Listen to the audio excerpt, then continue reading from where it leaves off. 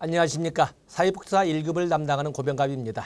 이번 시간에는 17회 사회복지사 1급 국가자격시험의 3교시 2영역 사회복지 행정론의 기출문제를 분석하도록 하겠습니다. 2영역이기 때문에 26번부터 50번까지 편제가 되어 있습니다. 자, 첫 번째 문제를 보시면 사회복지 조직의 특성으로 옳은 것은 클라이언트와 직접 접촉을 피한다.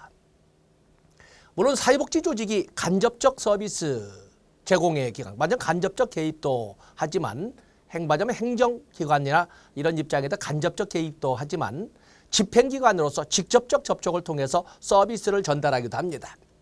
일단은 피한다라고 하는 이런 말은 좀 부정적이어서 이거는 옳지 못합니다. 정부 예우의 지원을 받지 않는다. 물론 우리가 1970년대 복지국가 위기 이전에서는 주로 정부 만해라고 만자까지 늘 정도로 정부의 지원을 받아서 운영을 했지만 그러나 복지국가 위기를 극복하고자 하는 80년대 이후의 재편기에는 민간 부문의 개입이 적극 권장되는 입장에서 정부 이후에 소위 민간 부문의 개입이나 지원도 많이 선호를 하고 권장하고 있습니다. 조직 성과의 객관적 증명이 쉽지 않다. 그렇죠. 사회복지 조직이나 사회복지 행정은 표준화된 측정 도구를 만들 수 없다는 점. 왜냐하면 그 대상이 인간이기 때문에 그렇습니다. 그러다 보니까 표준화된 측정 도구도 만들 수 없고 그로 인한 성과에 대한 논란도 많고 이의제기도 많다는 특징을 가지고 있습니다. 때문에 객관적 증명은 쉽지 않다. 법률과 규칙에 의해 운영되므로 전문성은 중요치 않다. 이건 의미가 없지요. 왜냐하면 사회복지 그 자체가 전문 영역이기 때문에 그렇습니다. 기업 조직과 비교할 때 대표적 차별성은 효율성을 중요하게 여긴다는 점이다. 아니지요. 사회복지 조직은 효율성도 다 강조하고 다른 조직과 똑같은 모든 것을 다 강조하지만 특히 강조하는 것은 여기에서는 효율성보다는 어떤 평등성이라든지 또 아니면 비영리성이라든지 이런 것이 구별되는 차별점이지 효율성에 초점을 두는 것은 옳지 않다고 봅니다. 답은 여기에선 3번이 되겠습니다. 27번에 보시면 최근 한국 사회복지행정의 추세에 관한 설명으로 옳지 않은 것은 최근 21세기에서 2020년대가 다 되는 과정에서 민간 부문과 공공 부문의 협력이 강조되고 있다. 그렇죠. 협력 강조되고 있습니다. 이용시설보다 생활시설 중심의 보호가 강조된다. 이건 어느 시대입니까? 지금 현대 사회에서 복지의 운영이라고 하는 것은 탈시설화를 기반으로 해서 재가복지, 지역사회 보호 로 이미 움직인 때가 오래됐지요.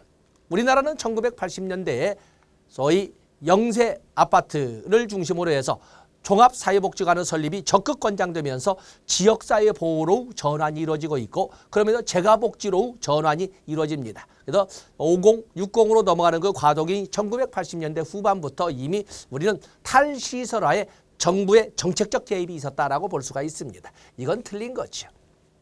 공공성 강화 방향으로 전달체제 개편이 이루어지고 있다. 공공성 강화 방향. 자, 이것이 또 이제 문제가 되지요. 영리기관의 전달체계 참여가 증가하고 있다. 지역사회를 중심으로 서비스를 통합관리하고 있다. 자, 2번과 3번을 모두 이연령, 비연령으로 시비를 걸다 하더라도 2번은 워낙 정확하게 완벽하게 틀리기 때문에 2번과 3번에 시비를 건다 하더라도 답은 2번으로 가야 됩니다. 3번에 대해서는 우리는 고전적 자유주의와 신자유주의에 구분해서 정부의 역할 비중을 줄인다라는 점에서 공통점은 있는데 과거에 고전적 자유주의라고 하는 것은 작고 약한 정부의 입장에서 정부 역할이 배제되는 이런 입장이었다면 오늘날 강조되는 민영화가 강조되는 현대사회에서 오늘날 신자유주의라고 하는 것은 작은 정부로서 역할 비중은 줄이지만 그러나 약한 정부가 아니라 작지만 강한 정부를 강한다는 점에서 그래서 역할 비중이나 비율은 줄여나가지만 그 힘은 오히려 강화되는 그렇게 해도 공공성 강화라는 용어를 해석해 주시면 되겠습니다. 답은 2번이 되겠어요. 28번에 보시면 관료제의 주요 특성으로 옳은 것을 모두 고르면 관료제에서 출제가 되는 것은 물론 관료제의 특성도 있고 장점도 있고 단점이라고 하는 병리현상도 있지만 주로 출제가 되는 것은 역시 특성과 병리현상이라고 하는 역기능에서 출제가 됩니다. 관료제의 특징이라고 하는 것은 관료제는 어느 관료제나 업무를 기능별로 분담하고 있던 분업의 원리를 적용하고 있고 권한과 책임을 그 크기에 따라서 상하로 구별하고 있다는 계층제를 적용하고 있고 모든 업무 처리를 정해진 대로만 수행하도록 하고 있는 합법적 지배나 규칙에 의한 지배를 적용하고 있고 모든 업무 처리에 관한 과정이나 그 결과는 문서로 남기도록 하는 문서주의가 적용되고 있고 그리고 이 합법적 지배에서 파생된 걸로서 결코 개인적 사심이 반영돼서는 안 된다는 몰 인정성이 적용되어 있고 그리고 자격과 경력 지향 이런 등등을 특징을 하고 있습니다.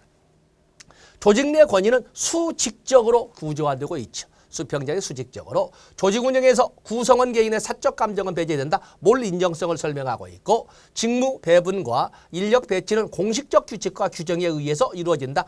소위 합법적 지배를 말하고 있고 업무와 활동을 분업함으로써 전문화를 추구한다. 분업의 원리를 말하고 있습니다. 답은 니은, 디귿, 리을. 답은 4번이 되겠습니다. 29번으로 넘어가 보시면 다음에서 설명하는 이론은 아래 보면은 다양한 이 행정학에 관련된 이론들이 이렇게 나와 있는데 조직 구성원은 비공